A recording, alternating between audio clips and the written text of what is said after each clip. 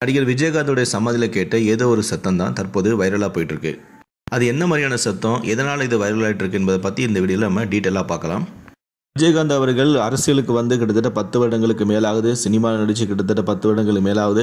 மக்களோட எந்த விதமான டைரக்டான தொடர்பில் இல்லை, மேடைகளில் பேசி பல வருடங்கள் ஆகுது.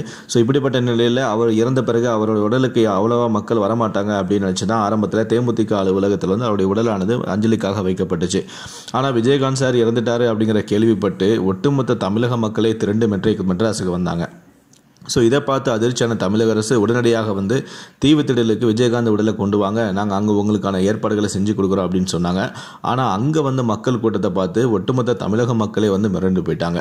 இந்த அளவுக்கு மக்கள் திரண்டு வராங்களா அப்படின்னு சொல்லிட்டு பிரேமலதாவும் அவருடைய மகன்கள் 2 பேருமே வந்து ஆச்சரியப்பட்டாங்க. தன்னுடைய அப்பா எந்த அளவுக்கு ஒரு வாழ்க்கையை வாழ்ந்திருக்காரு அப்படின்னு சொல்லி நினச்சி பார்த்து அழுதாங்க. கிட்டத்தட்ட 15 லட்சம் மக்கள் வந்து அவருக்கு நேரடியாக வந்து அஞ்சலி செலுத்துனாங்க. நாளுக்கு நாள் வந்து விஜயகாந்த் தொடர்பான பல தகவல்கள் அவர் இறந்த பிறகு வந்து வெளியே வந்துட்டு இருக்கு. ஸோ இதை கேட்கக்கூடிய மக்கள் எல்லாருமே வந்து நெகிழ்ச்சி அடைந்து, சார் இப்படிப்பட்ட ஒரு மனிதன் நம்ம இறந்துட்டோமே, இப்படிப்பட்ட ஒரு மனுஷன் நம்மளை விட்டு போயிட்டாரு, இப்படிப்பட்ட ஒரு மனுஷனை நம்ம முதல்வர் ஆக்காம விட்டுட்டோமே அப்படின்னு சொல்லி வருத்தப்பட்டு இருக்காங்க. அவருடைய சமாதிக்கு தினமும் வந்து நிறைய மக்கள் வந்து ஆயிரக்கணக்கான மக்கள் வந்து நேராக வந்து அஞ்சலி செலுத்திட்டு வராங்க.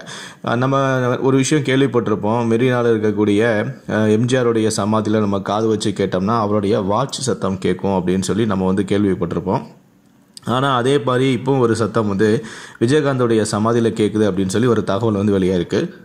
விஜயகாந்த் சார் வந்து இறந்த பிறகு அவர் வந்து புதைக்கும் போது அவர் போட்டிருந்த கிளாஸு, அப்புறம் வாட்சு, அதுக்கப்புறம் வந்து அவர் போட்டிருந்த செயின் எல்லாத்தையுமே வந்து எடுத்துட்டாங்க, பிரேமதான் எடுத்துட்டாங்க. ஆனால் அவர் இறந்த பிறகு இந்த மோதிரம் மட்டும் என்னோட கையில் இருக்கணும் அப்படின்னு சொல்லியிருக்காரு போல.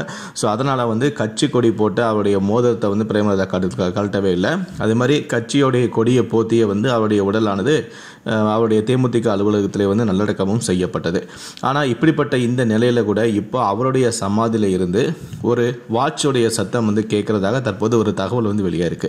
ஏன்னா வந்து விஜயகாந்த் சாரை வந்து இப்போ நல்லடக்கம் செய்யும்போது வாட்சு, செயின், கிளாஸ் எதுவுமே கழட்டிட்டாங்களே, ஆனால் இந்த சத்தம் எப்படி வருது, எங்கேருந்து வருது அப்படின்னு சொல்லி மக்கள் எல்லாருமே வந்து குழம்பி போயிருக்கிறாங்க.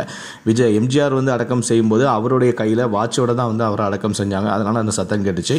ஆனால் இப்போ விஜயகாந்த் சாருடைய சமாதியும் வந்து அதே மாதிரி அந்த வாட்சோட சத்தம் கேட்குது. அது எப்படிடா அப்படின்னு சொல்லி இப்போ பலரும் வந்து ஆச்சரியப்பட்டு வராங்க. தற்போது இந்த தகவல் சோஷியல் மீடியாவில் வந்து வைரல் ஆகிட்டு வருது. இதை பற்றி உங்களுடைய கருத்துக்கள் என்ன அப்படிங்கிறத கீழே இருக்கக்கூடிய கமெண்ட் செக்ஷனில் மறக்காமல் சொல்லுங்கள்.